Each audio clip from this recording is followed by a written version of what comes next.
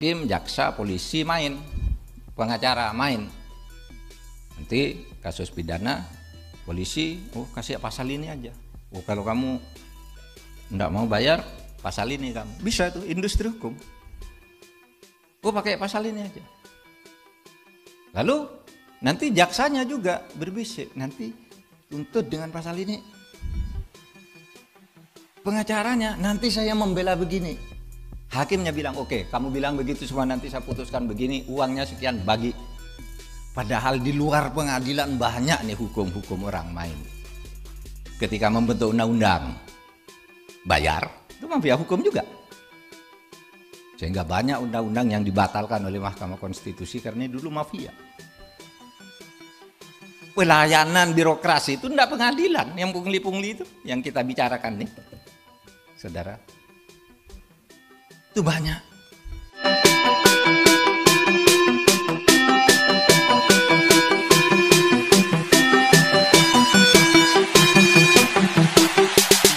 Sambutan resmi saya yang disiapkan oleh kantor. Nah, sekarang saya mau nambahin nih, mumpung ketemu. Saudara sekalian, pungli itu adalah cabang dari mafia. Cabang, bukan mafia itu sendiri. Kalau mafia itu ada pengaturan bersama yang jelas, itu mafia namanya. Seperti di Sisilia itu ada ketuanya, ada petugasnya, dan ada prosedurnya. Cara melakukan tugas begini. Tapi pungli itu bagian saja. Bahkan saya mengatakan pungli itu adalah bagian dari industri hukum. Industri hukum itu artinya hukum sebagai bahan mentah atau hukum sebagai hal yang sudah jadi diolah untuk dipermainkan. Itu namanya industri hukum. Misalnya industri hukum itu orang tidak salah dijadikan kambing hitam. Dicari pasalnya. Itu, dicari pasalnya. Ditekan sedemikian rupa, itu industri hukum. Atau orang salah dibebaskan, dicari pasalnya. Ini pasalnya, kalau kamu mau, ini salah loh kamu, ini pasalnya begini, tapi kamu bisa saya bebaskan. Ini alibi yang bisa dibuatkan oleh aparat penegak hukum, bebas, bayar dia. Itu industri hukum. Saya pernah bercerita dan diceritain oleh sahabat saya Jaya Suprana. Katanya dia didatangi dulu nih, sekarang dan tidak ada. Ya jangan takut. Dulu zaman-zaman Orde Baru masih sangat mencengkram itu, dia didatangi oleh seseorang. Pak, mau ndak Bapak rumah yang di depan Bapak itu saya kasihkan kepada Bapak? Gimana caranya? Itu kan cuma dekat nempel ke kantor saya, tapi itu rumahnya dia. Kalau Bapak mau, kita bisa buatkan hukumnya. Itu namanya industri hukum. Gimana caranya? Laporkan bahwa dia nyerobot tanah Bapak, nanti kita buat buktinya lah, atur dengan polisi, atur dengan BPN, atur dengan ini. Jadi Pak. Itu industri hukum. Bukan hukum perindustrian tuh, bukan hukum industri. Kalau hukum industri itu enak, gampang, tapi industri hukum.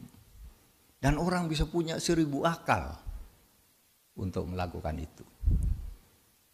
Tanah, ini yang sekarang mafia tanah. Gila saudara.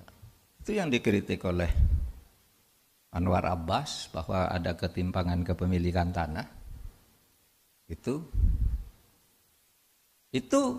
ya betul, tetapi itu yang legal yang disebut itu. Artinya negara memberi secara resmi cuma tidak adil.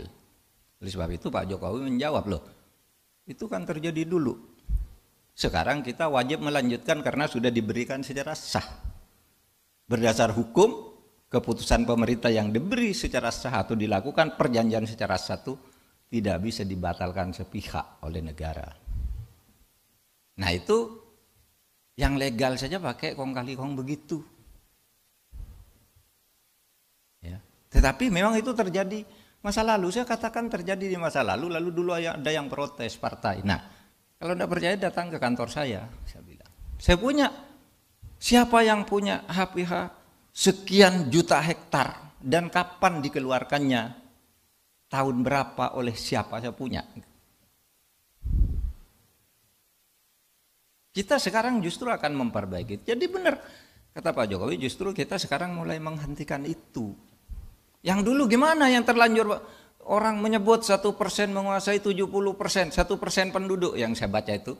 Kemarin kan 1% menguasai 50 berapa gitu. Yang saya baca itu 1% penduduk menguasai 70. Itu pernah ditulis oleh seseorang di Kompas. 70% lahan di Indonesia, yang 90% itu berebutan 30% lahan. Itu ada enggak? Ada. Dan itu dibuat melalui proses-proses hukum yang secara formal sah. Tapi saudara, ada yang tidak sah. Seperti yang terjadi di Indonesia Timur itu, di mana tanah negara sudah diserahkan, diberikan oleh adat kepada pemerintah. Nih, saya serahkan ke negara. Kepala adat sudah tanda tangan semua. Tiba-tiba dibagi ke perorangan. Bagi. Dibawa ke pengadilan, oleh pengadilan kalah negara. Kenapa? Ini kan belum didaftarkan ke kantor Pemda. Berarti memang belum punya pemerintah katanya. Hanya karena belum dibukukan. Ketika ditanya siapa yang buat itu? Wow, udah lengkap nih.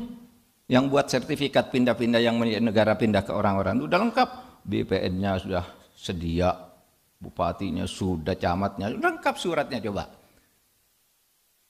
Nggak bisa diselesaikan sebentar itu. Harus melalui peradilan ini, yang ini diadili dulu, yang ini diadili faksinya. Nah itu sebabnya saudara, kita hentikan itu dari sekarang. Yang sudah ini selesaikan pelan-pelan dan tidak bisa cepat. Itu bagian dari proses yang saya sebut tadi, industri hukum. Nah, industri hukum itu melahirkan apa yang disebut mafia hukum. Apa? Dulu mafia hukum itu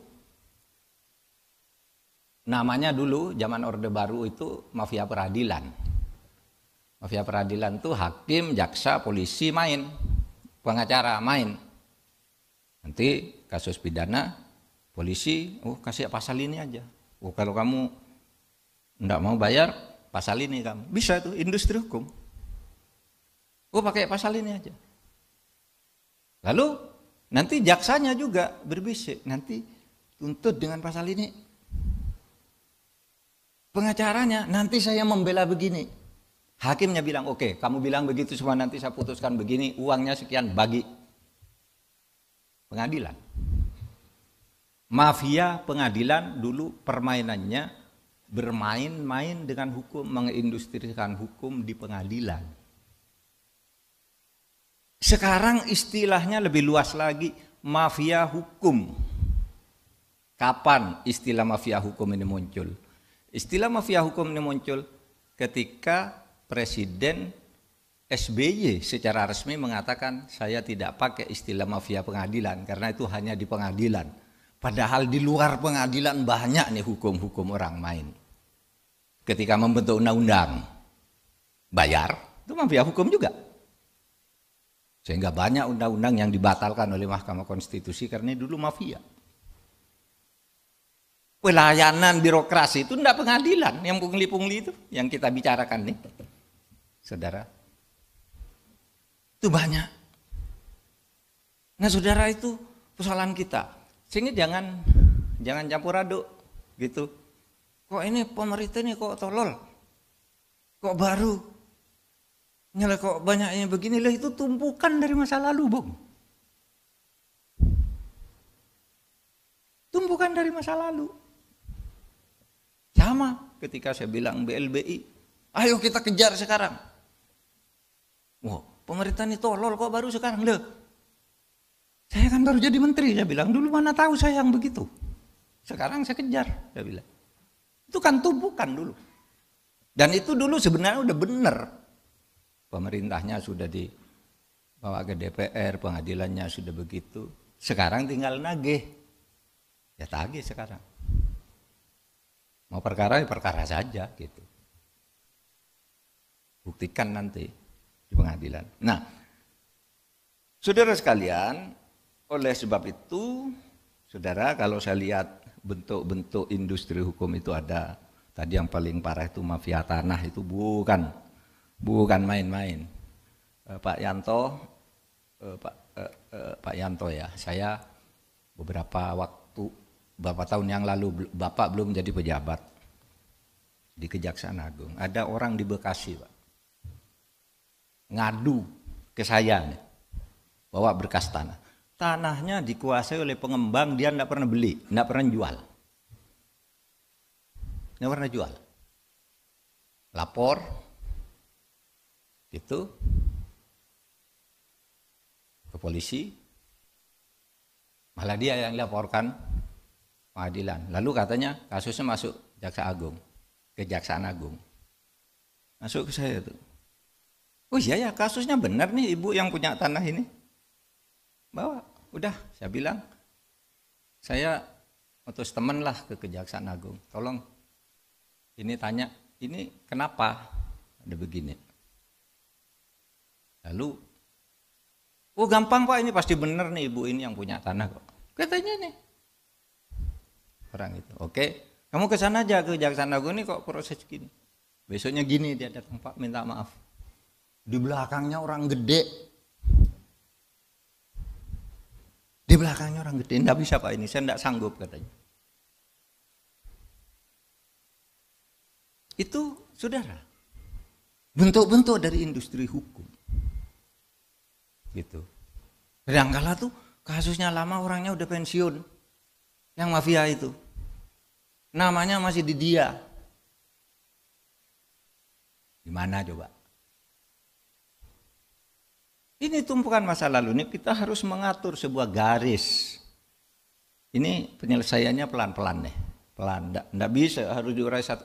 Tapi yang ke depan ini, saber pungli ini untuk ke depan tuh meminimalisir seperti itu. Nah, saudara sekalian, ada pembelekan kasus. Ini perdata menang, sudah kasasi menang, tiba-tiba dilaporkan. Ini menangnya karena nyuap hakim katanya.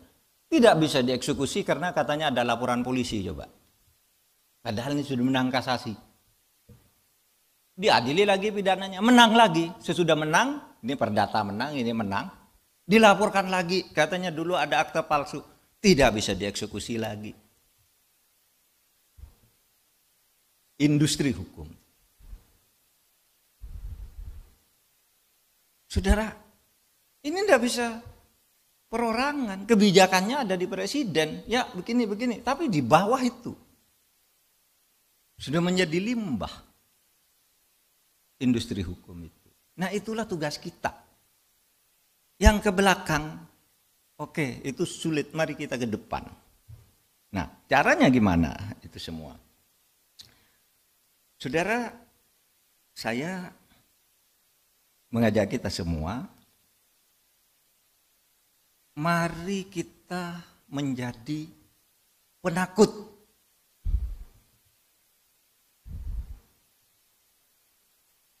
Ada orang tanya begini, Pak Mahfud, Anda kok berani sekali nyebut ini, nyebut itu? Saya bilang karena saya penakut. Saya takut kalau saya melayani hal-hal yang seperti ini dan saya tidak bertindak seperti ini, saya dosa. Saya sudah bersumpah. Sehingga ketakutan saya apa? Satu, takut kepada hukum resmi. Apa hukum resmi? Yaitu undang-undang. Barang siapa melakukan ini ancamannya segini. Barang siapa ini bisa diproses karena tindakan pidana ini. Takut kepada hukum. Karena apa? Setiap hal yang sudah menjadi tindakan kriminal menurut hukum itu bisa ditindak secara hukum. Satu, takut kepada hukum. Tapi takut kepada hukum tidak cukup. Karena hukum bisa diindustrikan tadi. Kalau hanya takut kepada hukum gampang kok, bisa diatur. Pakai pasal ini aja lah selesai nih. Atau hubungi Pak itu selesai nih. Itu kan yang Miriska di sana kan dulu anak buahnya, datangnya aja telepon. Industri. Carikan pasal agar bebas, carikan pasal agar yang itu yang masuk. Itu industri. Industri hukum. Gitu. Maka saya katakan tidak cukup takut pada hukum. Tapi takutlah pada sanksi moral. Takutlah pada sanksi otonom. Kalau sanksi hukum tuh sanksi heteronom namanya. Polisi sama Pak Agung tangkap itu heteronom. Tidak boleh dilawan, nangkap. Kasih Pak Yanto Amir, ajukan ke pengadilan. Hakim menyatakan kamu dihukum 4 tahun, tetap. Itu heteronom. Negara yang menghukum. Tapi ada perbuatan banyak itu yang tidak bisa dijangkau oleh Pak Agung sama Pak Yanto. Tidak bisa. Polisi tidak bisa. Pengadilan tidak bisa. Banyak. Nah disitulah kemudian kita berpancasila itu harus melihat Pancasila itu sebagai bangunan besar. Pancasila, dasar ideologi negara itu melahirkan hukum hanya dari satu aspek. Nih, Pancasila itu kan fungsinya banyak ya. Satu sebagai dasar negara. Ini melahirkan hukum nih. Undang-undang dasar itu dasar negara itu melahirkan hukum yang mengikat. Dipaksakan. Melahirkan undang-undang dasar, undang-undang, perpu, per PP, perpres, perda, perprov, Kap, perkot, sampai ke desa itu Pancasila hukum. Tapi ini Pancasila yang tidak hukum kan banyak nih. Moral misalnya. Ya, yang belum ada hukumnya dari ajaran Pancasila itu misalnya. Di dalam Pancasila itu ajarannya setiap manusia Indonesia percaya kepada Tuhan Yang Maha Esa. Itu Pancasila. Tetapi itu kan belum ada hukumnya. Barang siapa tidak bertuhan, dihukum, tidak ada. Oleh sebab itu orang mengaku ateis tidak bisa dihukum di Indonesia. Kenapa? Belum ada hukumnya, itu baru nilai Pancasila yang non hukum, itu moral. Maka Pancasila itu punya fungsi sebagai dasar negara, sebagai ideologi negara, sebagai sumber dari segala sumber hukum, sebagai moral bangsa, sebagai kepribadian dan budaya bangsa, sebagai arah dan tujuan bangsa, sebagai pemersatu bangsa, sebagai pedoman tingkah laku bangsa. Itu tidak ada hukumnya. Yang ada hukumnya baru sedikit. Nah yang tidak ada hukumnya ini sanksinya sanksi otonom. Apa sanksi otonom itu? Kalau orang beragama dosa, saya masuk neraka. Kalau orang berbudaya, malu saya melakukan itu. Kalau orang agak percaya pada Tuhan Yang Maha Esa tanpa dikaitkan dengan agama tertentu, saya takut kena karma. Karena banyak orang yang bebas dari hukum itu, tiba-tiba karmanya terjadi. Saya pernah cerita, hakim punya uang 149 miliar. Dari dana konsinyasi kan dulu kan dilaporkan. Masuk dia, tapi dia tidak berani masukkan ke daftar kekayaan, dititip ke temannya nih. Pak Agung titip nih uang ya, ini punya saya ya, tapi kamu buat rekeningnya agar saya tidak ketahuan. Begitu pensiun, Pak Agung lari. Mau lapor ke siapa? Mau lapor, kamu kok laporkan itu berarti kamu dulu korupsi, tangkap dia. Ya kan? Karma. Ada lagi yang istrinya bawa uangnya selingkuh dengan bawahan suaminya yang korupsi itu. Nggak berani lapor lagi. Itu namanya hukuman otonom. Bahkan kalau ada yang mengatakan ada orang tabrak mobil, jedat gitu. Nah itu, kalau korupsi katanya. Padahal itu belum tentu dan mungkin tidak ada hubungan. Tapi masyarakat menghukum begitu, rasain lu. Dan seorang yang berlaku korupsi membuat industri-industri hukum itu meskipun bebas dari hukum tapi tidak takut pada hukuman otonom. maka dia akan mendapat neraka. Bukan di akhirat neraka itu bagi saya. Neraka itu bisa di dunia juga. Selalu takut, malu, tertekan, disandra oleh bodyguard. Karena apa? Dia sudah keluar, takut kan nyewa orang. Bayar terus, diperas terus. Kalau enggak, saya bongkar kamu. Loh, hidupnya enggak ada gunanya akhirnya. Seperti ini tadi, yang hakim itu tadi, yang punya uang 149 miliar. Akhirnya apa, saudara? Sakit. Tiap hari enggak bisa pergi, enggak bisa jalan.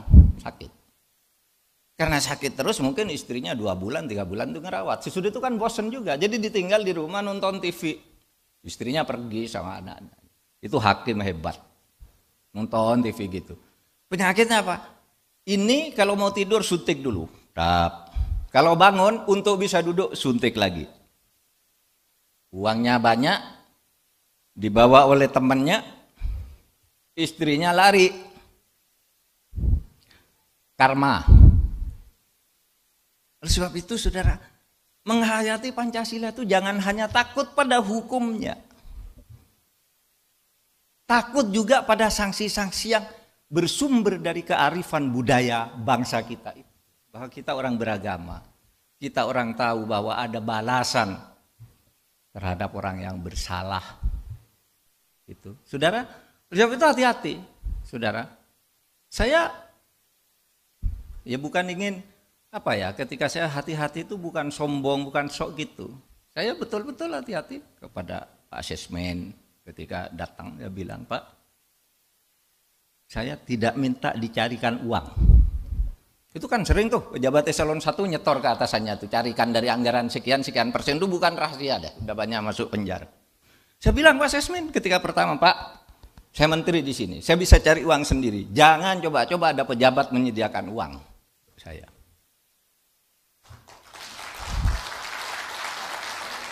Karena apa? Karena kalau saya perlu bisa cari sendiri, ngapain nunggu Anda? Dia bilang gitu. Sama, Pak, saya enggak